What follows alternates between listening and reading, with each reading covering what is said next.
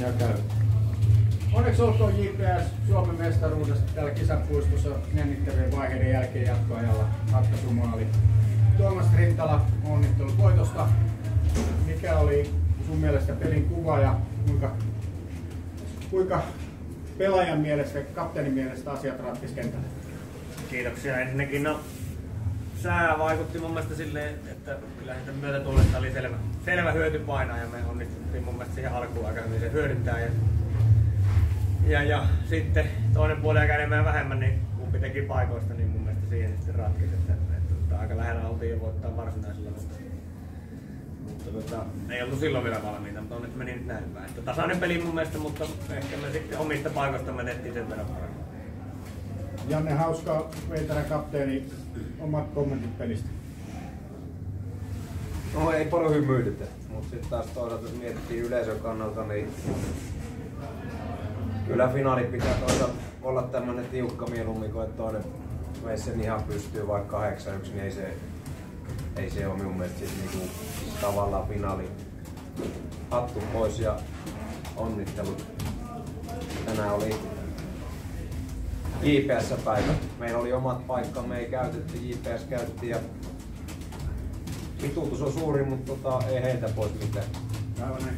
Mika Hyppönen, onnittelut mestaruudesta vielä kerran ja kysymys valmentajalle. Puoliajalla 3-1 te lähdette johdossa ja tiedettiin se puolen vaihto, aurinko ja tuuli kaikki nämä, niin mitä kopissa puhuttiin? No puhuttiin, että ei me voi tiputtaa karvausta, että meidän pitää ihan samalla yrittää karvata kuin eka puoliajallakin, että jos me lähdetään liikaa valuu alta pois, niin meille tulee vaikeuksia ja kyllähän siinä niinku Veiterä vyöryttiin toisella puolella tosi paljon vaarallisia hyökkäyksiä. Mutta sitten taas joukkue kyllä pelasi luurautuvasti ja ei kuitenkaan niin lähemmäksi tasoihin päässyt varsinaisen peliajalla. Oli, niin kuin Tuve sanoi, niin toisen puolella loppupuolella oli kyllä mun mielestä 2 avopaikkaa, että olisi voinut vaihtaa. Eukkurin Topi oli eri mieltä asiasta. Vielä Lauri Seidenman, mitkä on kokeneen joukkueenjohtajan ja jääpalloprofiilin ajatukset tällä hetkellä?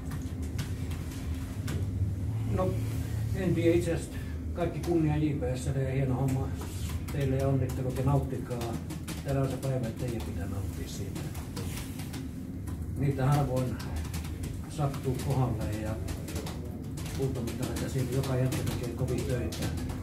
Se, että joka joukkue tekee töitä ja se on hieno palkinto, tuo kultainen mitali. Tietysti harmittaa tällä hetkellä.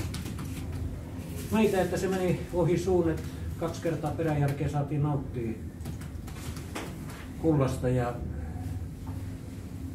omat paikkamme oli meilläkin tossa ja se, että niin oli tuossa alkuun puhetta, että marginaalit pieniä virheistä, kumpi onnistuu tekemään, se tekee maalit ja Jyväskylä vei sen pitkän korren tänään tuossa pois ja sanotaan, että mun mielestä ainakin siitä on tyytyväinen, vaikka hävittiin kulta, mutta meni tällä hetkellä ihan oikeaan paikkaan. Jyväskylän kultamitali. Jyväskylällä oli hyvä noususuhdanne tässä loppukaudesta ja ne tuli hyvin toihin, pisti sen kamppariin. Pelit vaikka 8-1 tuli eka matsissa turpaa ja sieltä nousi sieltä suosta ylös ja käänti kampparit. Erittäin nälkäinen oli Jyväskylä tänään ja onnittelut vaan siitä, että tietysti harmittaa se, mitä tuossa tapahtuu.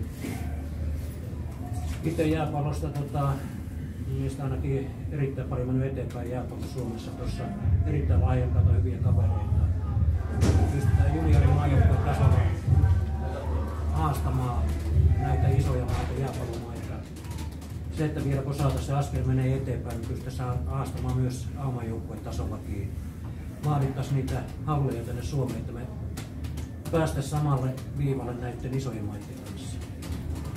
Hienoa, että oli yleisöä hyvin tänään. Kiitos yleisöllekin. Ja tästä se elämä jatkuu. Aika parantaa haavat ja kiitoksia oikein paljon. Näin varmasti on. Lauri, otetaan vielä Tuomas tuosta kiinni, mihin Lauri viittasi, nuoria pelaajia. Mitä sanot? Siellä on SMään-veljekset, Hämäläisen veljekset, Saku Hämäläinen tekee ratkaisumaalin. Minkälainen on joukkueen kipparin kommentti teidän nuorisokartista? Tietysti Jaakko Hyvöstä unohtamatta ja muita nuoria. No kyllä poikien potentiaali tiettiin ja oli ne meillä sillä niinku ratkaisun rooleissa koko ajan. Ja, viime vuonna eivät ollut ihan ehkä niin kypsiä siihen, tai ei tietenkään muutkaan ollut, mutta vuodessa näköjään tapahtuu ihmeitä. Mutta Sakuukin aika kylmäverinen poika laittaa palloa maaliin, niin paikka tulee. Että on niiden varaa hyvä rakentaa. Hyvä. Tässä vaiheessa onko vielä median edustajilla kysymyksiä, taisi tulla tyhjennettyä pankki tuolla kentällä.